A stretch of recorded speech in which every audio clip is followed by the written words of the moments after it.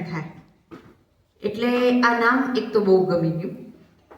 પછી ભાઈ રમજાન રમેશભાઈ એ બધાનો આગ્રહ એવો હતો કે મારે સત્યના પ્રયોગો વિશે વાત કરવી. સત્યના પ્રયોગો વિશે અહીંયા હું એક શિબિરમાં હમણાં જ ગયા વર્ષે વાત કરી ચૂકી હતી. એના વિશે લખવાનું પણ બન્યું છે, વાંચવાનું પણ બન્યું છે, ભણાવવાનું પણ બન્યું છે, જીવવાનું નથી બન્યું, ઘણું બધું બન્યું છે. એટલે મને એમ થયું કે કંઈક જુદું, ગાંધીજી વિશે ઘણું બધું જુદું વારે વારે વિચારવા જેવું છે. આમ પુરાણ જેવા છે ગાંધીજી, પુરા નવમ. પુરાણનું અર્થઘટન એવું થાય છે, તમે જ્યારે જ્યારે એમને વાંચો જુઓ ત્યારે એ નવા નવા દેખાય, નવા નવા રૂપે દેખાય. એટલે મને અચાનક જ મનમાં એક ઝબકારની જેમ આ ટાઇટલ આવ્યું કે આવી વાત કરીએ તો કેવું, કે અવતાર પુરુષો આપણા અને મહાત્મા. એટલે મારા સાહેબ ધીરેન્દ્ર સાહેબને પણ જરા એમ લાગ્યું કે આવું ટાઇટલ પસંદ કર્યું ત્યારે મને પણ એમ લાગ્યું કે કોઈને કદાચ અતિશયોક્તિ પણ લાગે, કારણ કે અવતારનો આપણો ખ્યાલ બહુ જ વ્યાપક વિરાટ છે. ગાંધીજી આમ જોવા જાવ તો આપણા જેમ જીવ્યા છે. દેખીતી રીતે ચમત્કાર કે એવો તો કોઈ સવાલ જ નથી એમના જીવનમાં. ન દેખાવ, ન એવો પરિવેશ, કશું જ નહીં. અને ઓચિંતું આવું મનમાં આવ્યું એટલે મને નવાઈ લાગી, સાંભળનારને પણ થોડી નવાઈ લાગી. કોઈ કોમેન્ટ ન કરે ગાંધીજીનો મુદ્દો છે એટલે, પણ બધાને એમ થાય કે જરા આ શું વળી. પણ એક જુદા સંદર્ભમાં મારા મનમાં આ વાત કદાચ આવી. મેં રમજાનને પણ કહ્યું કે આ મુદ્દાની મેં જરાય તૈયારી નથી કરી, કારણ કે આમ સૂતા બેસતા જ્યારથી આ વાત થઈ ત્યારથી મનમાં એમ આવ્યા કર્યું કે કઈ રીતે વાત કરવી, કઈ રીતે વાત કરવી. એટલે એકદમ જ ઘણા બધા વર્ષો પછી રમેશભાઈ મને પાંડુરંગજીની મદદ મળી, શાસ્ત્રીજીની. હું જ્યારે એસવાય ટીવાયમાં ભણતી હતી ત્યારે દશાવતાર એમનું પુસ્તક છે, બહુ જ સુંદર પુસ્તક છે.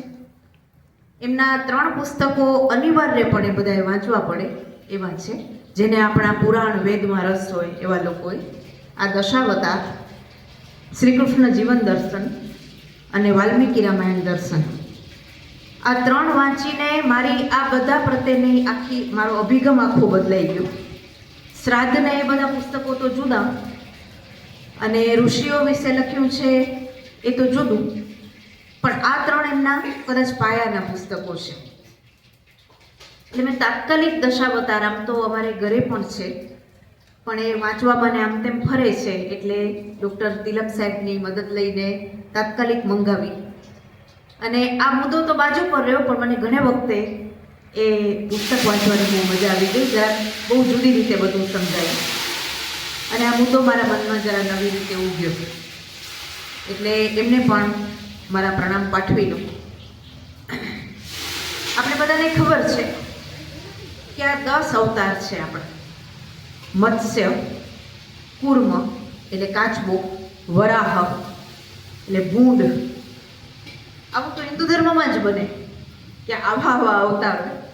નૃસિંહ, વામન, પરશુરામ, રામ, કૃષ્ણ, બુદ્ધ, અને હવે આવશે એ કલ્કી આવશે એમ માનીએ. આવા દશાવતાર હિન્દુ ધર્મે કલ્પ્યા છે. અને નાનપણથી હું જોતી આવી છું અને વિચારતી આવી છું કે એમાં ક્રમિક વિકાસ છે. કાચબાથી કૃષ્ણ, મત્સ્યથી, માછલીથી કૃષ્ણ સુધીનો વિસ્તાર છે. એટલે આમ જોવા જાવ તો માણસના જીવનની જ જાણે આ કથા છે. અવતારો એક તબક્કે જે માછલી હોઈ શકે, એક તબક્કે જે કાચબો હોઈ શકે, એક તબક્કે વરાહ હોઈ શકે, એ પહોંચતો કૃષ્ણ સુધી આવે. આવી એક ડિઝાઇન હિન્દુ ધર્મે આપણને આપી. તો આ 10 અવતાર આપણા. અને કૃષ્ણે ગીતામાં જે અવતારની આખી વાત કૃષ્ણ જેવા આધુનિક વ્યક્તિત્વે કરી, એની સાથે તરત આપણે યાદ આવી જાય. યદા યદા હિ ધર્મસ્ય ગ્લાનિર્ભવતિ ભારત અભ્યુત્થાનમ અધર્મસ્ય તદાત્માનમ સૃજામ્યહમ. જ્યારે જ્યારે શું શબ્દ વાપર્યો છે, ગીતાની ભાષા ઉપર કામ કરવા જેવું છે. ધર્મની ગ્લાનિ થાય છે, આવો શબ્દ કૃષ્ણને જ સૂચે. જ્યારે જ્યારે ધર્મની ગ્લાનિ થાય છે ત્યારે અધર્મ ઉપર આવે છે, ધર્મ જાણે નીચે બેસી જતો લાગે છે, ત્યારે એનો અભ્યુદય કરવા માટે હું જાતે આવું છું. અને પછીની વાત વધારે અગત્યની છે. પરિત્રાણાય સાધુના, સાધુઓને ઉગારવા, ગમે એના માટે નહીં, સાધુઓને ઉગારવા. અને પરિત્રાણાય સાધુના વિનાશાય ચતુષ્કૃતામ, અને દુષ્ટ લોકોનો નાશ કરવા અને ધર્મનું સંસ્થાપન કરવા હું આવું છું. આવું એમણે વચન આપ્યું એમ નહીં, આવીને બતાવ્યું છે અને કરીને બતાવ્યું છે. ભગવદ્ ગીતા આનામાંથી તો આવી છે આખી. તો પાંડુરંગજીએ બહુ સરસ અર્થઘટન કર્યું. એનાથી મારી વાત શરૂ કરીશ કે અવતારનો અર્થ છે અવવતાત્રુ, ઉપરથી નીચે આવવું. સામાન્ય રીતે માણસ નીચેથી ઉપર જાય, અવતાર ઉપરથી નીચે આવે છે. ગંગાવતરણ એવો પણ આપણે ત્યાં એક શબ્દ છે. ગંગા સ્વર્ગમાંથી નીચે આવી છે ભગીરથ માટે, સાધુ માટે, તપશ્ચર્યાની ફલશ્રુતિ માટે. અવતારને કાંઈ આવવાની જરૂર જ નથી, કારણ કે એ તો પૂર્ણ છે. પણ જે લોકોને પૂર્ણ થવા ભણી ગતિ કરવી છે, અથવા તો જેની પૂર્ણતામાં થોડીક જ કચાશ છે, એને મદદ કરવા માટે આ લોકો અવતરે છે. પછી મહાવીર હોય, બુદ્ધ, મહાવીરને બધાના નામ ન હોય આમાં, પણ એ બધા જ છે આમાં. આ 10 તો એક દ્રષ્ટાંત છે. નમૂનો શબ્દ નથી વાપરતી, એ જુદો અર્થ છે એટલે, પણ એક દ્રષ્ટાંત છે. તો આ બધા ઉપરથી આવ્યા છે. તો પાંડુરંગ કહે છે કે ત્રણેક પ્રકારે આ શબ્દ સમજવા જેવો છે. આ સમજૂતી મને બહુ ગમી ગઈ, બહુ વર્ષો પછી વાંચી, અને વાંચ્યા પછી મને ત્યારે સમજાણી તેના કરતાં સ્વાભાવિક રીતે કાલે હું એ વાત કરીશ, વધારે સમજાય. એમણે કહ્યું કે કોઈ મોટો માણસ હોય, શેઠ હોય, દીકરો વિદેશ ભણતો હોય, ત્યાં ગયા પછી મુશ્કેલીમાં મુકાઈ જાય અને પિતાને કાગળ લખે કે હું બહુ મૂંઝવણમાં છું. એટલે પિતા પરદેશમાં જે ઓળખીતો રહેતો હોય ને એને એમ કે જરાક જા અને આને મદદ કર ને. આ અવતારની નીચલી કોટી છે. એટલે પ્રથમ નીચેનો સોપાનમાંથી પ્રથમ ક્રમ છે. એને કહેવાય કોઈકના શરીરમાં આવવું. પાંડુરંગ આવો શબ્દ વાપરે છે. આ માતાજી આવે ને ઘણાને આવતા હોય છે ને, એના ઘણા પ્રકાર હોય છે, એની વાતમાં નહીં પડવું. તો એ તત્કાલીન છે, એ અવતાર તત્કાલીન છે. આ રમજાન જેવા દોડીને પૈસા આપી આવે તો તાત્કાલિકોનું કામ પતી ગયું અને બાપની ચિંતા પૂરી થઈ ગઈ. That's all. પછી પેલો એટલો બધો મુશ્કેલીમાં આવ્યો કે આ રમજાન કે એનાથી ન ચાલે, એટલે બાપે મુનિમને મોકલ્યો કે હવે તમે જાઓ, હુંમાંથી નહીં કામ આવે. પોતાને બદલે મુનિમને મોકલ્યો અને મુનિમ ગયો એટલે એને ધરપત થઈ અને કામ પતી ગયું. એ અંશાવતારો છે. વશિષ્ઠ, યાજ્ઞવલ્ક્ય, પાંડુરંગજી નામ આપે છે. આ બધા અંશાવતારો છે. અવતારની નજીક પણ પૂરેપૂરા નહીં, અને લાંબો ગાળો રહે છે અને સમાજનું આમૂલ પરિવર્તન કરવામાં ઘણું બધું કામ કરે. એવા ઘણા લોકો છે જે અંશાવતારો છે. પણ દીકરો લગભગ મરવા પડ્યો અને આપઘાતના મૂડમાં આવ્યો ત્યારે જે કૂદી પડે એ અવતાર છે. હવે શેઠે પોતે જવું પડે. હવે મુનિમથી એ ના હાલે અને નાના માણસથી એ ના હાલે, ઓળખીતાથી એ ન ચાલે. એટલે જે કૂદી પડે છે એ પૂર્ણ અવતાર છે. એ ખાસ આવે છે અને ખાસ લોકો માટે આવે છે. કૃષ્ણ પાંડવો માટે. મહાભારત ઉગાડીએ તો અદેખાઈ આવે. મહાભારતને અંતે કૃષ્ણ ફૂટ્યા છે. અંતે લાગે એમ કે કૃષ્ણનો રથ ચલાવ્યો, અરે અર્જુનનો રથ ચલાવ્યો, કેટલાય લોકોને મદદ કરી વગેરે વગેરે. એની વાત ઉપર હમણાં હું આવીશ. પણ મહાભારતનું યુદ્ધ પૂરું થયું, કૃષ્ણને જવું ગમતું નથી, પણ ત્યાંય કાર્યક્ષેત્ર થોડું બાકી છે દ્વારકામાં. એટલે નીકળતા છેલ્લા દિવસોમાં અર્જુનને એક રાત્રે કહે છે કે મને એમ લાગે છે કે મારે હવે જવું જોઈએ, ગમતું તો નથી, તમે લોકો કહેતા હો તો હજી રોકાઈ જાઉં, જિંદગીભર યુધિષ્ઠિરનો નોકર થઈને રહીશ, કારણ કે મેં અવતાર જ એના માટે લીધો છે. આવું વિધાન કૃષ્ણે અર્જુનને એકાંતમાં કીધું છે. માત્ર આના માટે આવ્યા છે. ધર્મ સંસ્થાપન એમનો હેતુ છે. યુધિષ્ઠિર દ્વારા એ કરી શક્યા, એટલે યુધિષ્ઠિરની એને ગરજ છે. અવતારને આવા લોકોની ગરજ હોય છે, એટલે એને બચાવવા માટે આવે છે. એટલે પાંડુરંગ કહે છે કે જે કૂદી પડે એ અવતાર છે. મોહમ્મદ સાહેબનો એક દાખલો યાદ આવી જાય કે 40 દિવસ મોહમ્મદ સાહેબે તપશ્ચર્યા કરી. મારી કાંઈ ભૂલ હોય તો રમજાન સુધારશે. અને એમની તપશ્ચર્યાથી પ્રસન્ન થઈને ખુદાએ દૂત મોકલ્યો અને પૈકી ચિઠ્ઠી મોકલી. ચિઠ્ઠીમાં જે લખ્યું હોય તે. ત્યારે મોહમ્મદ સાહેબે એ ચિઠ્ઠી માથા પર લગાડીને કહ્યું કે ખુદાનો આભાર, પણ મને વાંચતા નથી આવડતું. એટલે ખુદા જાતે હાજર થયા. એટલે વિનોબાએ કહ્યું કે આ ભાવમાં મારા અને ઈશ્વર વચ્ચે વિદ્યા આવી ગઈ છે, એટલે આવતે ભવે હું અભણ જન્મું એમ ઈચ્છું છું. આ અવતાર છે, આવવું જ પડે, ચાલે જ નહીં. તો આ અવતારની વ્યાખ્યા. એટલે સ્વાભાવિક રીતે આપણે એમ થાય કે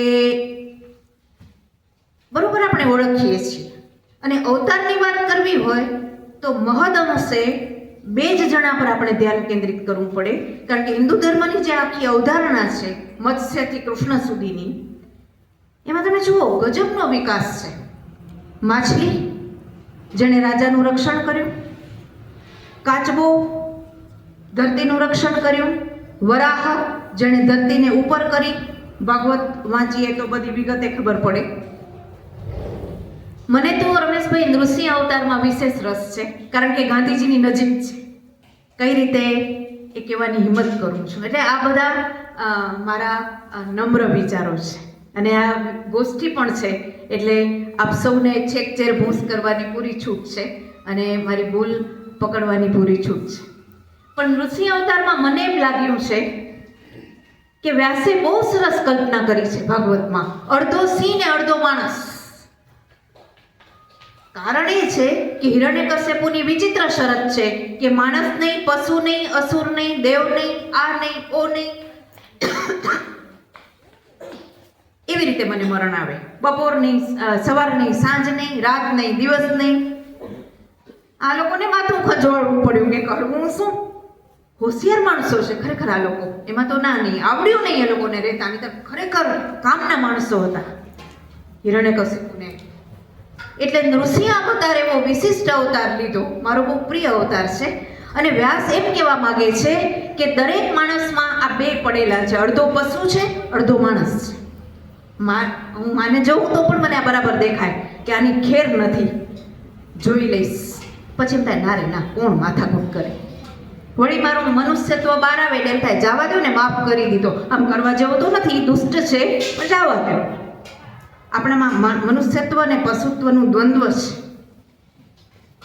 બકોર પટેલ છે ને, આના પરથી આવેલી કલ્પના હશે હરિપ્રસાદ વ્યાસને, મને એમ લાગે છે. ખબર છે ને બધાને બકોર પટેલની વાર્તાઓમાં શરીર માણસનું અને ચહેરા બધાના પશુના. વાઘજીભાઈ, બકોર પટેલ, સક્રી પટલાણી.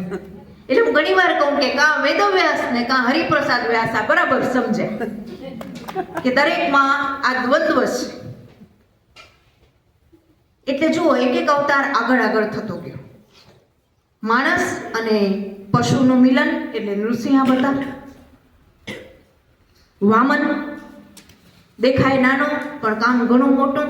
અને બલિરાજા ગમે તેમ તો અસુર હતો, એને દેવની જગ્યા ન જ દેવાય એવો ન્યાય કરવા માટે વામન આવ્યા. અને બલિને રાખ્યો પણ, કારણ કે બલિ ભક્ત છે ને પ્રહલાદનો પૌત્ર છે, અને ઇન્દ્રને સ્થાન પણ અપાવ્યું, ન્યાય આપ્યો એ વામન. અને પછી આગળ જતા પરશુરામ બ્રાહ્મણત્વનો ઝંડો ફરકાવ્યો, પૃથ્વીને નક્ષત્રી કરી, લડાઈ પણ કરી.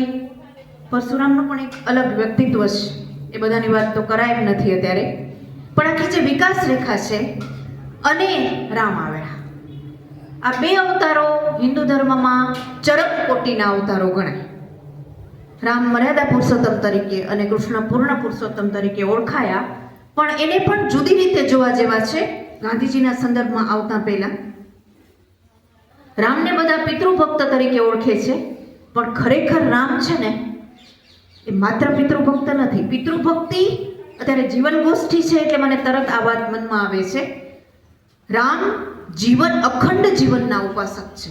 એટલે અખંડ જીવનમાં જે કાંઈ આવ્યું એ રામે પૂર્ણપણે ભજવ્યું. પછી પુત્ર, શિષ્ય, ભાઈ, પતિ, મિત્ર, અરે દુશ્મન સુદ્ધા. દુશ્મન તરીકે પણ રામને કોઈ જોઈ લે.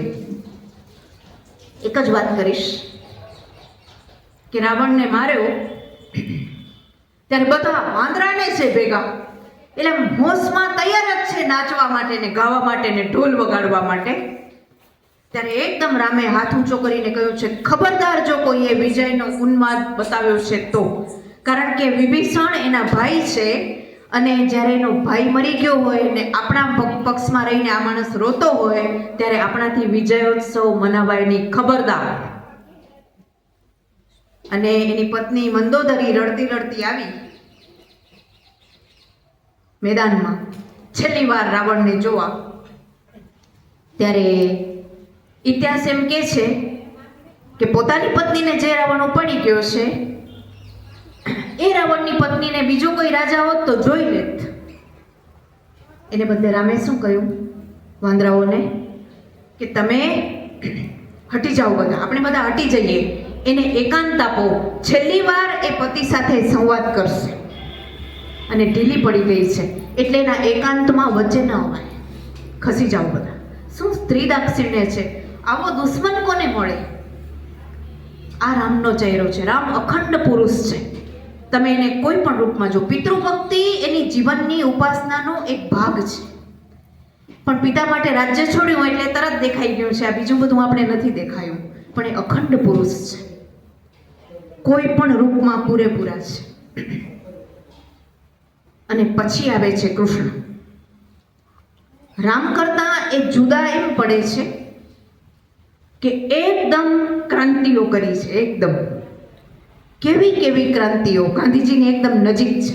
ઉમાશંકરનો એક કાવ્ય છે મોહન અને મોહનદાસ, એવું આખું સાંકળ્યું છે એમણે. કૃષ્ણની ક્રાંતિઓ જોઈને ખરેખર દંગ રહેવાય.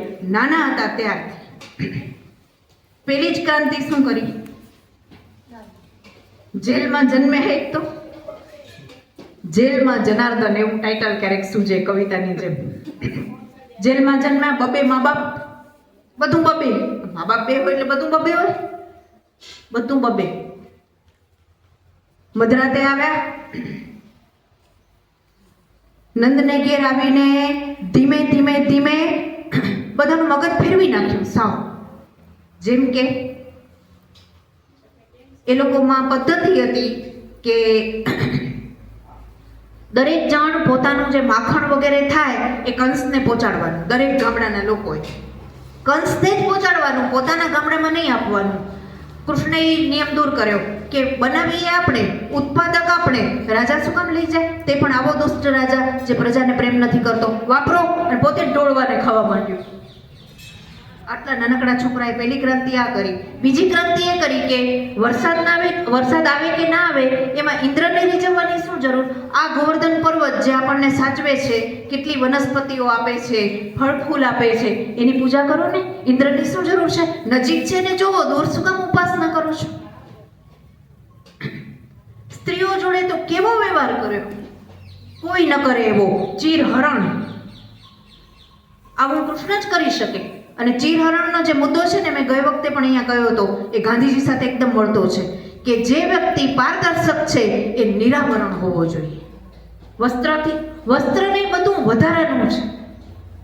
મિત્ર પાસે ન વસ્ત્રની શરમ હોય, ન વિચારની શરમ હોય, ન ખરાબ લાગવાની શરમ હોય. એટલે ગોપીઓને કહી દીધું કે જો મને ભાઈબંધ માનતા હો તો નિર્વસ્ત્ર આવો બહાર. મારા સામે શું તમે? એટલે આ વસ્ત્રની વાત નથી. કૃષ્ણ એમ કહેવા માંગે છે કે ખુલ્લા થઈ જાઓ. ખુલ્લા થઈ જવું કૃષ્ણને ગમે છે. અને એ જ કૃષ્ણ દ્રૌપદીનું વસ્ત્રાવરણ કરે છે. કારણ કે ત્યાં વાત અલગ છે. ત્યાં આ ક્રાંતિની જરૂર છે કે જ્યારે એને ખુલ્લી કરવામાં આવે છે, એક રાણીને પ્રયત્ન કરવામાં આવે છે, ત્યારે હાજર છે એ પૂર્વ. ધર્મ સંસ્થાપન કરવાનું છે ત્યાં. તો ક્યાં ખુલ્લા થવું અને ક્યાં બંધ કરવું એ અવતારને જ ખબર પડે. તો અહીંયા એ કર્યું. અને આ જે વાત છે ને એ વાત જુદી રીતે સમજવા જેવી. 16,108 કોઈની પત્ની હોય કોઈ નહીં. આ પ્રતીક સમજવા જેવું છે. 8 હશે એની ના નથી, 8 કબૂલ મંજૂર. તે પણ કેવું, આ પણ જોવા જેવું છે. પોતાની બેન સુભદ્રા અર્જુનના પ્રેમમાં પડી તો છાનામાના મદદ કરીને એને રવાની કરી દીધી. બધા જોતા જ રહી ગયા. આ ક્રાંતિ કરી. અને રૂકમણીએ પત્ર લખ્યો છે ભાગવતમાં. પાંડુરંગજી ફરીથી યાદ કરું કે આ એક જ એવો પ્રેમપત્ર છે જે ખુલ્લો પ્રેમપત્ર છે ભાગવતમાં. કારણ કે એ છે ને ખાનગી નથી, અંગત છે. અને એટલો સાચો છે કે વ્યાસે ભાગવતમાં જ મૂકી દીધો કે બધા પ્રેમીઓ વાંચો, મજા કરો, જાઓ, જે મજા લૂંટવી હોય લૂંટો. કારણ કે ખુલ્લો છે, નિરાવરણનો માણસ છે. રૂકમણીએ કીધું કે મને અહીંયા બધા શિયાળો ભેગા થયા છે, હું તમારા જેવા સિંહને પ્રેમ કરું છું, તાકાત હોય તો આવો. અને વટ કે સાથ ઉપાડી આવ્યા. કોઈ કાંઈ ન કરી શક્યું, હાથ જ ઘસતા રહી ગયા. એટલે 8 હશે એની ના નથી, પણ આ 16,100 નું શું છે? એ રાજાના હાથમાં કેદ છે. સ્ત્રીઓ, એક રાજાએ બધાને ભેગી કરી છે, એક કેદ થયેલી છે. કૃષ્ણ રાજાને હરાવે છે અને 16,100 ને પોતાને ત્યાં સ્થાન આપે છે. એટલે દ્વારકામાં એને સ્થિર કર્યું છે. 100% કૃષ્ણ મને મળ્યા નથી, પણ આમ હશે એ ખાતરી છે. 16,100 ને સ્ત્રી દક્ષિણેથી સન્માનભેર લઈ આવ્યા છે. પત્ની નહીં હોય, ઘરે એને ગોઠવી છે. આ લોકો બધા નકુલભાઈ ને એના જેમ કે જેને ક્યાંય જગ્યા ન મળતી હોય આવી જાઓ અહીંયા કને, એવી રીતે આ ક્રાંતિ છે. કૃષ્ણ જે ક્રાંતિઓ કરી એ તાકાત બારની બધી ક્રાંતિઓ છે. અને માણસો મોંમાં આંગળા નાખી ગયા છે અને બધાને માર્યા કર્યા છે ને, હાઈ ક્લાસ માર્યા છે. એવી શોખથી મારીને પોતે પાછા ક્યાંય વચ્ચે ન પડે. ક્યાંક ભીમ હોય, ક્યાંક અર્જુન હોય, ક્યાંક બીજો હોય, ક્યાંક ત્રીજો હોય. કાંકરી પાછળથી એમણે મારી હોય, કારણ કે એમને ખબર છે ક્યાં કોને વાપરવા. અને એટલા માટે કે એમાં લોક કલ્યાણ છે. વાપરવાની ભાવના નથી, લોક કલ્યાણની ભાવના છે. એટલે કૃષ્ણ ચર્મોત્કર્ષનો અવતાર આપણે ત્યાં ગણાય છે. અને આપણા નજીકના સમયના 2500 વર્ષ હજી તો આપણે આમ હાથ અડીને બતાવી શકીએ એવા બુદ્ધ, જેમણે મૃત્યુનો તાગ મેળવવા ઘર છોડ્યું. મૃત્યુ છે થી શરૂઆત થઈ અને નિર્વાણ છે ત્યાં એ માણસ અટક્યો. અને એ ચારે પગથિયાં પાર કરતા કરતા સમસંવેદન એનો મુખ્ય ધર્મ રહ્યો. અને કરુણાથી એને પ્રજાને ભરી દીધી, સંતૃપ્ત કરી દીધી. એના વિશે પણ એમ કહેવાય છે કે જ્ઞાન મેળવ્યા પછી બુદ્ધને એમ લાગ્યું કે મને કંઈ હવે રહેવાની જરૂર નથી. ત્યારે દેવોએ કાલાવાલા કર્યા કે તમારે રહેવું પડશે, કારણ કે જે લોકો કિનારે આવી ગયા છે એને ધક્કો મારવા પૂરતા તો તમારે રહેવું જ પડશે. અવતારનું કામ જ આ છે. અને બુદ્ધ રહી પડ્યા અને આજ સુધી કેટલાય લોકોને એ તારતા રહ્યા. આ આપણો નકશો. અને સાવ આપણા સમકાલીન કહેવાય એવા જેણે આજે જેની વિદાયને 77 વર્ષ થયા અને એમના હોવાને 125-150 વર્ષ સાવ અમારા વડીલોએ તો જોયા છે, આપણા બધાના વડીલોએ. એવું માણસ અવતાર જ્યારે નજીક હોય ત્યારે તો ખબર જ ન પડે કે અવતાર છે. એક તો અવતારની મજા જ છુપાઈને રહેતા હોય છે આ લોકો. તો આ માણસને આમાં આપણે ક્યાં મૂકશું? આવું તો કાંઈ જ નથી. હવે તમે મજા જોજો કે આ બધા કરતાં સાવ જુદું, સાવ જ કોમન મેન. સાવ એટલે સાવ કોમન મેન. પોરબંદરનું ઘર જોઈએ તો એમ થાય કે આમાં રહેતા હતા ઘણા બધા ભાઈ બહેન. કોઈ જ એવું વિશેષ તત્વ નહીં. નવાઈ લાગે આપણે સત્યના પ્રયોગો વાંચીએ ત્યારે કે આ માણસ કેવી રીતે આમ ઓચિંતો ઉંચકાઈ ગયો હશે. પણ સ્વાભિમાન,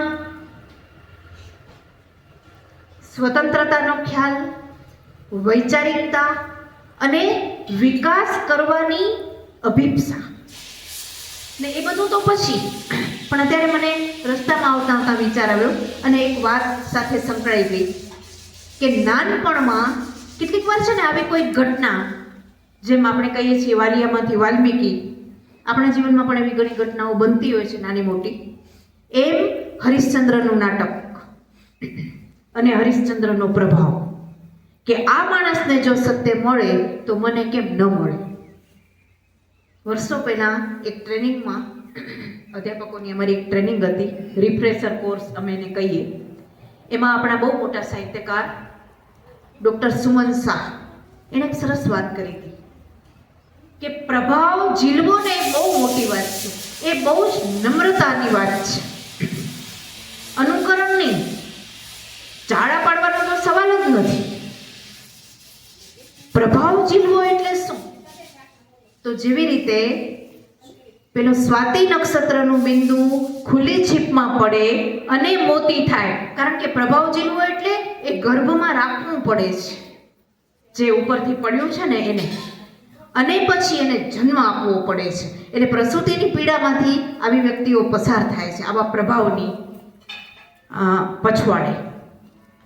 તો હરિશ્ચંદ્રની કોઈ ક્ષણ, આ નાટકની ક્ષણ, એણે આ છીપમાં જગ્યા કરી અને જે સત્ય, જે ગર્ભમાંથી જન્મ્યું, એ માત્ર મહાપુરુષને છાજે એવું નહોતું. એટલે હું નિરાકરણ પર નથી આવી શકતી, પણ વિચારતા વિચારતા એમ લાગે છે કે ગાંધીજી આ બધાની વચ્ચે છે. અવતાર એટલે તો આપણે જોયું એમ ઉપરથી નીચે કૂદી પડ્યા છે, એ વાત જ આખી અલગ છે. એ લોકોને કાંઈ કરવાની જરૂર જ નથી. કૃષ્ણ પોતે ગીતામાં કહે છે મારે કાંઈ જ કરવાની જરૂર નથી, પણ લોક સંગ્રહ માટે હું મારી ફરજો બજાવું છું. આવું કૃષ્ણ ચોખ્ખું કીધું છે. તો ગાંધીજી કદાચ એમાં ના આવે, સાચી વાત છે, કારણ કે કોમન મેન છે મારા તમારા જેવા, કશું જ એવું વિશેષ તત્વ નથી. પણ એમણે જાતને હરિશ્ચંદ્રના માધ્યમથી, અને ખાલી મહાપુરુષ પણ નહીં કહી શકાય, કારણ કે મેં આ વિચારતા મને એમ લાગ્યું કે મહાપુરુષોની તો આપણે ત્યાં શૃંખલા છે, પણ તમે જુઓ એ બધાએ કોઈ એક એક ક્ષેત્ર પકડ્યું છે. દાખલા તરીકે સમાજ સુધારો, દયાનંદ સરસ્વતી હોય, કેવા ઘણા ઇતિહાસમાં નામ છે. તો કોઈ કે સમાજ સુધારો, કોઈ કે સ્ત્રીઓને આગળ વધારવાનું કામ કર્યું, કોઈ કે શિક્ષણનું કામ કર્યું, કોઈ કે પ્રજા કેમ ઊંચી આવે આર્થિક રીતે, એવા કામો કર્યા, સંસ્થાઓ સ્થાપી, પરંપરાઓ ઊભી કરી. આ બધું મહાપુરુષોએ કર્યું. પણ ગાંધીજીમાં આશ્ચર્ય થાય એવી વાત એ છે કે જીવનનું એક પણ ક્ષેત્ર એમણે છોડ્યું નહીં. તમે જુઓ, સ્વતંત્રતાથી સ્વચ્છતા સુધી ગાંધીજીને આપણે જો બાંધવા હોય ને તો આમ બાંધી શકીએ. સ્વાતંત્ર્યથી માંડી અને ચોખ્ખાઈ સુધીની વાત આ માણસ લઈ આવે. ઘણીવાર આપણે એમ થાય કે કેવા કેવા રચનાત્મક કામો એના મનમાં આવ્યા, નવાઈ લાગે આપણને. શિક્ષણ તો કે લીધું, માતૃભાષા તો કે લીધું, ભાષા કેવી હોવી જોઈએ લીધું, સ્ત્રી પુરુષ સંબંધ કેવા હોવા જોઈએ લીધું, વિધવા વિવાહ લીધું, સ્ત્રીઓને કામ આપવું લીધું, સ્ત્રી પુરુષ સમાનતા લીધું, અધ્યાત્મ લીધું, પ્રાર્થના લીધું, નામ જપ લીધું. એક ક્ષેત્ર તો બતાવું જે આ માણસે ખેડ્યું ન હોય. એટલે મહાપુરુષની ઉપર છે અને અવતારની ચાર્જ મળે ને, અવતારનો ચાર્જ મળ્યો છે એમ કહેવાય. મને ચાર્જનો બહુ ખ્યાલ છે. આમ તમે કાંઈ નહીં અને આમ બધું, ચાર્જ એવી વસ્તુ છે. એમ એમને અવતારનો ચાર્જ આપવામાં આવ્યો છે એવું લાગે આપણને, કારણ કે દરેક ક્ષેત્ર એમણે હાથમાં લીધું છે. આપણે નવાઈ લાગે. એના પત્રો વાંચીએ, હમણાં થોડાક સમય પહેલાં મારે વાત કરવાની થઈ, ત્યારે એમ થાય કે આ માણસ મને ગાંધીજી એટલા માટે ગમે છે કે મેં જોયું કે રામકૃષ્ણ પરમહંસથી આ પરંપરા ચાલુ થઈ કે અધ્યાત્મનો આ લોકોએ આખો અર્થ જ બદલાવી નાખ્યો. અત્યાર સુધી અધ્યાત્મ એક તો દૂરની વાત હતી, સંન્યાસની વાત હતી, ભગવા કપડાં, આશ્રમમાં સાધુ બેઠો હોય, ઉદાસ ચહેરો હોય, બહુ ધાપ્યા કરતો હોય, બધાને તુચ્છ માને, એટલે દેખાડે નહીં પણ આપણે ખ્યાલ આવી જાય. મારી આજુબાજુ કેટલાક એવા લોકો પણ છે. ઘણી વાર એમ કે આને તમે શું મહત્વ આપો છો, આ તો તૃણવત છે. આપણે નવાઈ લાગે કે ઓહો, ને આપણે એમ થઈ જાય કે હાય હાય આપણે કદાચ આ તૃણવત માનતા હશે. અધ્યાત્મ વિશે અત્યાર સુધી આપણે ત્યાં આવો ખ્યાલ હતો, પણ રામકૃષ્ણ પરમહંસે પહેલી વાર અધ્યાત્મ સાથે આનંદને જોડી દીધો, પ્રસન્નતાને જોડી દીધી, કોમન મેનને જોડી દીધો. અને કેવી કેવી વાતો કરી કે આપણને એમ થાય કે ઓ આવા સાધુ હોય તો મજા આવી જાય. આ સંસારમાં કેમ રહ્યો તો કે કામવાળીની જેમ. એટલે તો કે કામવાળી શેઠના છોકરાને રમાડે, નવડાવે, દોડાવે, મારો હરી કરે, પણ કામવાળીને બરાબર ખબર હોય કે મારો હરી તો ગામડે બેઠો છે, આ શેઠનો હરી છે. જેવા શેઠ કહેશે કે કાલથી ઘરે જા તે ભેગા ભાગો પોતાના હરી પાસે. આવી વાતો કરી અને એના પાસેથી શીખીને સ્વામી વિવેકાનંદે પણ અધ્યાત્મને આખું જુદી રીતે લીધું. આવા 3-4 જણા આવ્યા જેણે અધ્યાત્મનો રંગ બદલાવી નાખ્યો. ઉદાસીમાંથી એને મેઘધનુષી કરી દીધું. અને તાજેતરમાં આપણે સાવ નજીક અડી શકીએ એવા 1959માં જેણે વિદાય લીધી મહર્ષિ યોગાનંદ અને એમની આખી ગુરુ પરંપરા, કે એમણે પણ આ જ કીધું. યોગાનંદજી મને એટલા માટે ગમે, હમણાં જ યોગી કથામૃતમાંથી હું 3-4 વાર પસાર થઈ. કોમન મેન પાસે જાય, બળદગાડામાં જાય, એક ઠીઠા જેવી ગાડી લઈ આવ્યા હતા અમેરિકાથી એના શિષ્યો સાથે. એ હાલે તો ભલે, કાદવ બાદવ આવે તો બળદગાડામાં જઈ અને જે મહાન વ્યક્તિત્વો ખૂણામાં આ નીલપર જેવા ગામડામાં રહેતા હતા એનામાં કેટલી અનંત શક્તિઓ પડી છે એનું એને ઉદ્ઘાટન કર્યું, વસ્ત્રાહરણ કર્યું. અને વિચાર તો કરો કે એ સંન્યાસી છે યોગાનંદ, પણ સ્ત્રીઓ જે સાધ્વીઓ છે, એટલે ઘરમાં રહીને જે સાધ્વીઓ છે એને જોઈને વળગી પડતી કે ઓહો આપ અમારે ઘરે આવ્યા, અને વળગવા દેતા. એ વળગવા દેતા જોવાની વાત આવે, વળગવા તો ઘણા તૈયાર છે, પણ સાધુ વળગવા દે નહીં.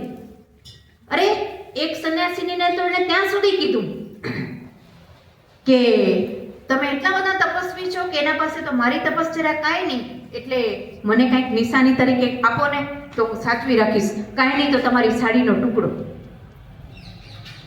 આવું અધ્યાત્મ. એટલે આજે હવે મારી મૂળ વાત પર એ આવું કે રમેશભાઈએ જે કીધું ને જીવન ગોષ્ઠી, અને રામે જે આપ્યું એ ગાંધીજી બરાબર સમજ્યા કે અખંડની ઉપાસના એને રામ પાસેથી લીધું. એટલે મને ગાંધીજીમાં આ ગમે છે. હું એક સામાન્ય સ્ત્રી છું એટલે મને આવું બહુ ગમે કે એનો ભાણેજ ઘરમાં રહીને ભણ્યો, ભત્રીજો ઘરમાં રહીને ભણ્યો, બધાને પોતે ભણાવતા. જે માણસ દેશની ને દક્ષિણ આફ્રિકાની ચિંતા કરતો એ કપડાએ ધોતો, વાસણે ઘસતો, વાસીડાએ કાઢતો, બધા સાથે બેસતો, બકરીને પ્રેમ કરતો. અને માતૃપિતૃ ભક્તિ તો જુઓ, એક 2 વાર આત્મકથામાં ઉલ્લેખો છે, પણ રામથી ક્યાંય ઉતરતા નહીં, બિલકુલ રામની લગોલગ. કંઠી બંઠીમાં માને નહીં, પણ માએ કંઠી પહેરાવી. અને એક જણે મજાક કરી કે તમે મોહનદાસ કંઠી પહેરો છો, ઉતારો ઉતારો. ત્યારે એને કહ્યું કે નહીં ઉતરે, કારણ કે મારી માએ પહેરાવી છે, તૂટશે તેથી ઉતરશે, ત્યારે બીજી ચડશે. એક જ વાક્યમાં રામ જેટલી જ માતૃભક્તિ આવી ગઈ, રામ જેટલી જ પિતૃભક્તિ, રામ જેટલી જ ભાતૃભક્તિ. બેનને પણ એટલી ચાહી, ભાણેજોને પણ એટલા ચાહ્યા. જે કોઈ એની નજીક આવ્યા, પુત્રવધુઓને કેવા કેવા પત્રો લખ્યા છે, આપણે અદેખાઈ આવે એવા પત્રો. એક સસરો આવા પત્ર ન લખે, અવતાર તો ન જ લખે. આપણે અવતારની જે કલ્પના, અવતાર ક્યાં મળી બહુઓને આવા કાગળ લખવા બેસે, એવા કાગળ લખ્યા છે કે કૃષ્ણને પણ એમ થાય કે આ મને પણ કદાચ આવો વિચાર ન સૂચે. એકદમ મૌલિક વ્યક્તિત્વ છે. જીવન, અમારા કોઠારી સાહેબ કહેતા, મારા પીએચડીના ગાઈડ, કે મારી દ્રષ્ટિએ આસ્તિક અને નાસ્તિકની વ્યાખ્યા એક જ લીટીમાં આવે. જે જીવનને પ્રેમ ન કરે તે નાસ્તિક, અને જીવનને પ્રેમ કરે તે આસ્તિક. કોઈ મંદિર ફંદિરમાં જવાની જરૂર નહીં. તમે જીવનને પ્રેમ કરો. જીવનને પ્રેમ એટલે આ કે અત્યારે મા પ્રત્યે આપણો શું રોલ, પિતા પ્રત્યે શું રોલ, ભાઈ બહેન પ્રત્યે શું રોલ, વિદ્યાર્થી પ્રત્યે શું રોલ, નોકરી પ્રત્યે શું રોલ, એ આસ્તિક. અને આ ન કરી શકે એ નાસ્તિક. ગાંધીજી આ અર્થમાં આસ્તિક છે. ઓમ તો છે જ, એ જુદી વાત છે. અને અવતાર એટલે નથી કે રામમાં માને છે, રામ નામ લે છે. આ લોકોએ કોઈના નામ નથી લીધા, કારણ કે પોતે જ ગાંધીજી રામનો આધાર લે છે. રામ એટલે વિચાર, પણ આધાર લે છે. અને કામવાળીને પણ કેટલો પ્રેમ કર્યો કે કામવાળીએ જે રામ મંત્ર આપ્યો ત્યાં પણ એને નોંધ્યું છે કે મને રામમાં વિશ્વાસ નહોતો, રંભામાં હતો. રામમાં તો પછી થયો, પણ પેલા રંભામાં હતો, કારણ કે ત્યારે 5 જ વર્ષની ઉંમર હતી. કે રંભાને ત્યાં સુધી વફાદાર રહ્યા કે ગોળી છૂટી ત્યારે પણ રામ, રંભાનો રામ ત્યારે ભેગો હતો. આ કામવાળીને અંતિમ અર્ઘ્ય હતો એમનો. નેક્સ્ટ અવતાર એનું આ લક્ષણ છે. એકો એક જણને અર્ઘ્ય આપીને માણસ ગયો. અને છેલ્લે 10 મિનિટ એ વાત કરીશ રમેશભાઈ કે મારા સદભાગ્યે 2-4 દિવસ પહેલાં જ ફાર્બસ ત્રૈમાસિક ઘરે આવે છે. ગુજરાતી ફાર્બસ ત્રૈમાસિક એવું એક આપણે ત્યાં મેગેઝિન નીકળે છે. સિતાંશુ યશચંદ્ર એના સંપાદક છે. એમાં લોર્ડ ભીખુ પારેખે ગાંધી અને ગુજરાત એવો લાંબો લેખ લખ્યો છે. બહુ મોટું નામ છે લોર્ડ ભીખુ પારેખનું. એણે બહુ સરસ 2-3 મુદ્દાઓ વિકસાવ્યા છે. એનાથી મારી વાત અધૂરી છોડીશ. એમણે એમ કહ્યું કે ગાંધીને આપણે કેવી રીતે મૂલવશું? તો એક દાખલો એણે એ ટાંક્યો કે આલ્બર્ટ આઇન્સ્ટાઈને એને પોતાને ત્યાં આવવાનું આમંત્રણ આપ્યું. આઇન્સ્ટાઈન આર્કાઇવ્સમાં આ પત્ર વ્યવહાર સચવાયો છે એવું એમને ટાંક્યું છે. એમણે ગાંધીજીને પોતાને ત્યાં આવવાનું આમંત્રણ આપ્યું ત્યારે નમ્રતાથી ગાંધીજીએ એને જવાબ આપ્યો કે હું હવે દેશ છોડીને ક્યાંય જવાનો નથી, કારણ કે મારી એક મિનિટ મેં દેશને અર્પણ કરી દીધી છે. That's all. એ ભણવા ગયા અને થોડોક ટાઈમ બારિસ્ટરી કરી એમણે બધા વર્ષો આપ્યા છે કે 17 વર્ષ સૌરાષ્ટ્રમાં, આટલા વર્ષ આમાં, આટલા વર્ષ આમાં. પણ પછી સરસ વાક્ય લખે છે, ગાંધીજી છે ભાઈ, વિવેકપૂર્વક જવાબ આપે છે. સામે આઇન્સ્ટાઈન છે એટલે કહે છે કે હું એમ ઈચ્છું કે આપ આવો મારા આશ્રમમાં રહ્યો અને આપણે 2 જણા જમીન પર ભેગા સૂઈએ. જો ઓમે આઇન્સ્ટાઈન એમ નહીં કીધું હોય કે આવનારા વર્ષોમાં કોઈ માનશે નહીં કે હાડચામનો બનેલો આવો એક માણસ અહીંયા ફરતો હતો. આવું આઇન્સ્ટાઈને લખ્યું એમણે. અને ભીખુ પારેખ નોંધે છે કે ગાંધીજીએ શું કર્યું, આપ્યું શું એણે ગુજરાતને તો ભલે પણ દેશને. ગાંધીનું ગુજરાત નહીં કે બહુ આ સાંકડી વાતો છે, આમ ન કરવું જોઈએ આપણે. શું આપ્યું દેશને?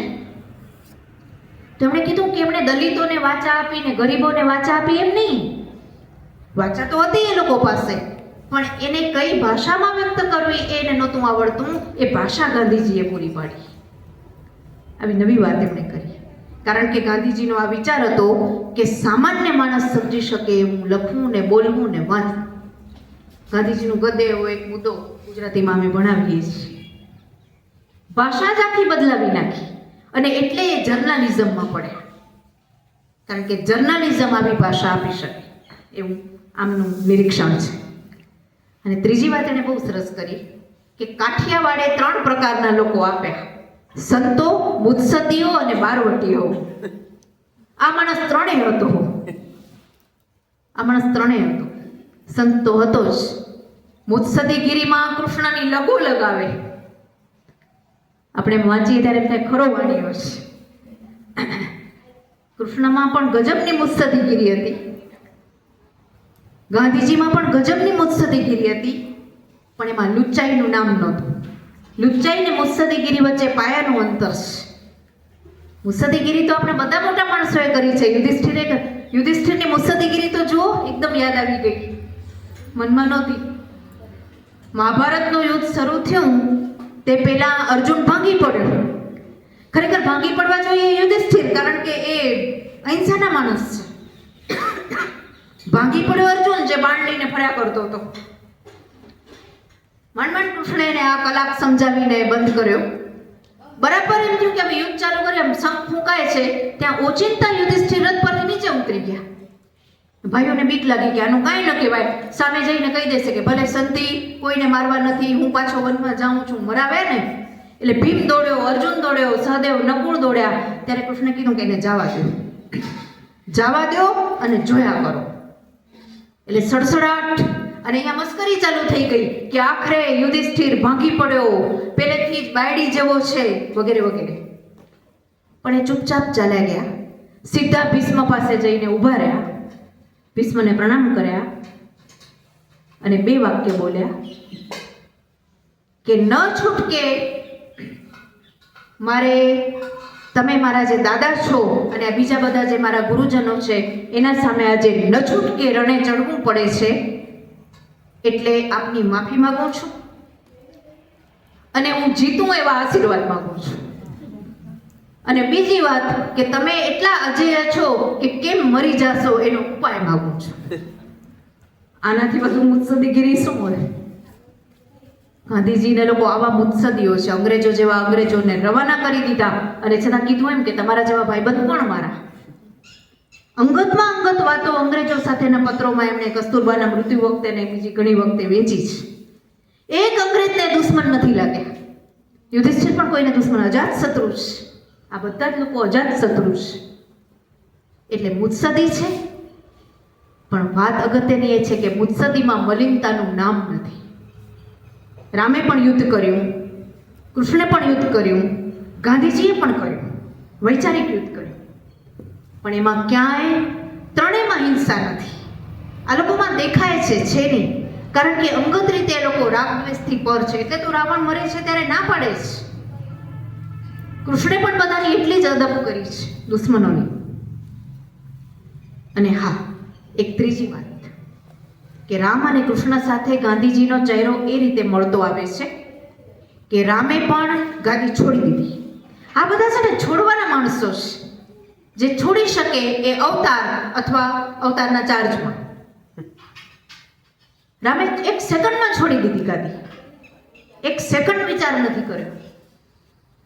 એટલું નહીં, જો 14 વર્ષે ભરતે વચન લીધું કે તમે જો 14મું વર્ષ પૂરું થશે એની પહેલી સવારે જો અયોધ્યામાં નહીં હો તો હું બળી મરીશ. એટલે દોડતા આવ્યા છે, નાયા નથી. રામાયણ નોંધે છે વિભીષણે કહ્યું કે આપણે નાહી ધોઈને, તો કે ના, ભરત મરી જશે 5 મિનિટ મોડું થશે તો હવે ભરતનું મોં જોઈને નાહીશ. પુષ્પક વિમાનમાં ભાગ્યા, પણ રામ છે એટલે અયોધ્યાની બોર્ડર ઉપર આવીને ઊભા રહી ગયા, સરહદ ઉપર. અને હનુમાનને કહ્યું કે ભાઈ આ તો મનુષ્યનું મન છે. ભરતે 14 વર્ષથી રાજ્ય સાચવ્યું છે, નકરી નારાયણને એને મજા આવી ગઈ હોય તો હું અહીંયાથી જ પાછો ચાલ્યો જવા તૈયાર છું. એટલે તું જરાક જોઈ આવ, એને આંખોના ભાવ જોઈ આવ, પછી દાખલ થાવ, નહીંતર હાર્યો જઈશ. ભરત એમ તો ટક્કર મારે એમ છે, બીજો અવતાર છે. એટલે એ વાત જુદી છે કે ભરત તો ઢળી પડ્યો રામ આવે છે એમ સાંભળીને, અને રામે જ આવીને એને ઉઠાડ્યો, એ જુદી વાત છે. પણ ગાદીની જરાય પડી નથી રામને. કૃષ્ણે પણ જુઓ, કૃષ્ણે બીજી ક્રાંતિ કરી. એ વાત હવે આવે છે કે કંસને માર્યો, 12-13 વર્ષના છે સાવ. કંસને માર્યો પણ રાજ્ય નાના ઉગ્રસેનને સોંપ્યું, પોતે અડ્યા નથી, સામોય નથી જોયું. અડવાની તો પછીની વાત છે, સામોય નથી જોયું. અને દ્વારકા વસાવ્યું, એને ગણરાજ્ય બનાવ્યું છે. ગણરાજ્ય શબ્દ ત્યાંથી આપણે ત્યાં આવ્યો છે, લોકશાહી પદ્ધતિથી કામ લીધું છે કૃષ્ણ. રાજા નથી કૃષ્ણ, બિલકુલ નથી. અને ત્રીજા ગાંધીજી, જેણે દેશની સત્તા સંપૂર્ણપણે લઈ શકે એમ હતું, પણ રાષ્ટ્રપતિ નહીં, રાષ્ટ્રપિતા રહ્યા, બીજા કોઈકને સોંપી દીધી. ગાદીને નજીક ના આવે અવતાર પુરુષ. એટલે મને એવું એક સત્ય જડ્યું છે મારી નાની બુદ્ધિ પ્રમાણે કે જે ખસે ને એ જામી જાય, અને જામવા જાય ને એને બધા ધક્કા મારે કે ભાગો. મેં મારા જીવનમાં જોયું છે અને હું શીખવા પ્રયત્ન કરું છું કે ખસવામાં માલ છે, જો તમારે જામવું હોય તો. અને જામવાનું મન ન હોવું જોઈએ, સહજ રીતે માણસ જામી જાય. રામનું આસન પ્રજાના મનમાં આજે પણ જામેલું છે. તાકાત છે કોઈ આપણા મનમાંથી રામને કાઢી શકે, કૃષ્ણને કાઢી શકે કે ગાંધીને કાઢી શકે? કારણ કે એ લોકો ખસતા શીખ્યા છે. આ બે પાસેથી ગાંધીજી આ શીખ્યા છે કે ખસવું એ અગત્યનું છે. એટલે આજે રાષ્ટ્રના ચિત્તમાં એ જીવે છે. એટલે ભીખુ પારેખ નોંધે છે કે ગાંધીજીને કોઈ દિવસ કાંઈ જ કહેવું ન જોઈએ અને ગાંધી યુગ નામ જ કાઢી નાખો. ગાંધીના યુગ ન હોય, ગાંધી એક પ્રવાહ છે, એના યુગો ન હોય. એટલે ભલે ને અત્યારે અલ્પ વેતો લાગે પણ વેસે જીવન આખી આજીવન. શાશ્વત પુરુષો છે, શાશ્વત વ્યક્તિત્વો છે. આ લોકો પુરુષ નહીં, શાશ્વત વ્યક્તિત્વો છે. એટલે જેમ જેમ આપણે એને જોતા જઈએ, અને ગાંધીજીની છેલ્લી વાત એ છે, મેં કહ્યું શરૂઆતમાં કે આ બધા ઉપરથી આવ્યા, ગાંધીજી નીચેથી ઉપર ગયા. ઉર્ધ્વારોહણની યાત્રા છે. સાવ સામાન્ય મોહનીયો મોહનદાસ કરમચંદ ગાંધી, મિસ્ટર મોહનદાસ, બાપુ અને મહાત્મા. યોગાનંદ જેવા યોગાનંદ સંન્યાસી વર્ધામાં 3 દિવસ એની સાથે રહ્યા છે. અને શું આખું ચેપ્ટર છે યોગી કથામૃતમાં વાંચવા જેવું. અને હમણાં મેં એમના લેક્ચર્સનો અનુવાદ કર્યો, એમાં એમણે ગાંધીજી ઉપર લગભગ 5 પાના લખ્યા છે. એટલા ઓળગોળ થઈ ગયા છે કે આ માણસની સાધના, આ માણસની હેસિયત, આ માણસની નિસ્બત. એક સંન્યાસી આવા વખાણ કરે એ અધ્યાત્મ કેવું હશે? એટલે અધ્યાત્મના ક્ષેત્રને પણ બાકી ન રાખ્યું. અને એ તો એમના મૃત્યુએ બતાવી આપ્યા. એટલે તો નિર્વાણ એવો શબ્દ પ્રયોગ આપણે કરીએ. ભીષ્મનું નિર્વાણ હોય, ઈચ્છા મૃત્યુ છે. છેલ્લો વિચાર મને એ પણ આવ્યો, રામે સમાધિ લીધી સરયુમાં, અને આ બધાએ સમયને ઓળખી લીધો કે આપણો સમય હવે પૂરો થાય છે. દરેકનો એક સમય હોય છે, એને આપણે ઓળખવો જોઈએ. એટલે રામે સમાધિ લીધી. કૃષ્ણે દ્વારકાને સોનાની બનાવી હતી, એના જ માણસો એને ન સમજી શક્યા અને કૃષ્ણે વનગમન કર્યું અને પારધીને આવવા દીધો, બાણને પણ આવવા દીધું, મૃત્યુને બરાબર આવવા દીધું પોતા પર. અને એમ કહેવાય છે ગાંધીજી વિશે પણ કે આગલે દિવસે બોલ્યા હતા કે આવતીકાલે જો હોઈશ તો આટલું કામ કરવાનું છે. એમને પણ ઓળખી લીધું. અને ગાંધીને લોકો પથારીમાં ન હોય, કલ્પના ન કરી શકો તમે. ગાંધીજીની 2-3 વાત મને એ પણ ગમી ગઈ. કોઈ ગુરુ કર્યા નથી. ગાંધીજીને તમે આવા કલ્પિત ન શકો કે કોઈને પ્રણામ કરતા હોય ને આમ બેઠા હોય ને બધાને કહેતા હોય કે આમ કરજો ને આમ ન કરજો, ભલે. આવી આકૃતિ જ ના આવે. સ્વતંત્ર વ્યક્તિત્વ છે. માન બધાને આપ્યું છે, પણ બધા એના પાસે ગયા છે, એ કોઈ પાસે નથી ગયા. કાં પાંડવોનું આવું થયું છે. પાંડવો પાસે કેવા નારદ આવ્યા છે, ધૌમે આવ્યા છે, ખુદ વ્યાસ આવ્યા છે. યુધિષ્ઠિર ક્યાંય નથી ગયા. પાંડવો પાસે બધા આવ્યા. બધાને એની ગરજ છે. જંગલમાં હોય તો જંગલમાં જવું પડે, ઇન્દ્રપ્રસ્થ હોય તો ત્યાં જવું પડે, હિમાલય હોય તો ત્યાં જવું પડે. છેલ્લે કૂતરોએ આવ્યો, પણ એ આવ્યો. આ લોકો ક્યાંય નથી ગયા. મહાત્મા ક્યાંય નથી ગયા. નથી કોઈની કંઠી બાંધી, નથી કોઈનો પ્રભાવ. અને મને ગમે એટલે છે, હરિશ્ચંદ્રને તો અમૂર્ત પાત્રો છે, કોઈ મૂર્ત પાત્રનો પ્રભાવ નથી. અને સત્યનો પ્રભાવ છે. સત્ય પણ એક અમૂર્ત ખ્યાલ છે. એ દેખાય નહીં, એ અનુભવનો વિષય છે. એટલે એ લોકો ઈચ્છા મૃત્યુ. અને ગાંધીજીનું આ વાક્ય મને બહુ જ પસંદ છે કે મને જો ફોડલો પણ થાય તો મને મહાત્મા ન માનજો. હું એવા ચાળા પાડું, જરાક કાંઈક થાય ને ફટાફટ એમ થાય ફોડલો ન થવો જોઈએ, આપણે ગાંધીજીને રસ્તે જઈએ. 50 ફોડલા થયા ને મટ્યા, અને રામ જાણે છેલ્લે શું થશે ખબર નથી. પણ મનમાં એક આ વાત ઘર કરી ગઈ છે કે જો મહાત્મા થવા ભણી જવું હોય તો આ કંટ્રોલ, એટલે કહું છું ને બધા ક્ષેત્રો, આરોગ્યનો કંટ્રોલ, ખાવા પીવાનો કંટ્રોલ. યોગાનંદનું ચિત્ર છે તો મને ઘણી વાર એમ થાય કે યોગાનંદજી મળ્યા નહીં, નહીંતર સાથે મળીને હસત કે મરી રહ્યા ને વર્ધામાં જઈને લીમડાની ચટણીને હું જમાડ્યા છે. ઉપાધિમાં આવી પડ્યા. ત્યાં જાઓ એટલે ઉપાધિમાં. અમે પવનાર ગયા તો અમે છાનામાના ચા પીવા ગયા. હું કબૂલ કરું ગાંધીજીની વાત કરતા. ત્યાં બધા મને કહે કે આમ તમે ચા વિના ન રહી શકો. આમ ન રહેવાય ભાઈ. નવા જ પ્રકારના શાક બધા કાઢ્યા, એકે શાક ખવાશે. Control, self control. અસ્વાદ એટલે સ્વાદ તો બરાબર આવે છે પણ એમાં રસ નથી. સ્વાદ બરાબર લે છે પણ એમાં રસ નથી. જીવનનું એક પણ ક્ષેત્ર બાકી ન રાખ્યું. અને એમાં આરોગ્ય અને એને કારણે આવેલું મૃત્યુ એ ખરેખર એમને અવતારની નજીકનું વ્યક્તિત્વ ઠેર્યું. આવું મૃત્યુ ગાંધીજીને આવું જ મૃત્યુ હોય, એનો અફસોસ ન હોય. એ પથારીમાં ન મરે, એ માંદાય ન પડે, એને કોઈ જોવાય ના આવે અને અદ્રશ્ય થઈ જાય. જેમ હમણાં આપણા સમકાલીન કલામ થઈ ગયા એવી રીતે બોલતા બોલતા. મારા જેવાને પણ આવી છેલ્લી ઈચ્છા હોય કે આમ બોલતે બોલતે આપણે ઢળી પડીએ, પાકલાક પહેલાં હોઈએ અને પાકલાકે ન હોઈએ. એવો સેલ્ફ કંટ્રોલ ઇન્દ્રિયો પરનો, અને લાદેલો નહીં, દમન નહીં, પણ સમજથી આવે.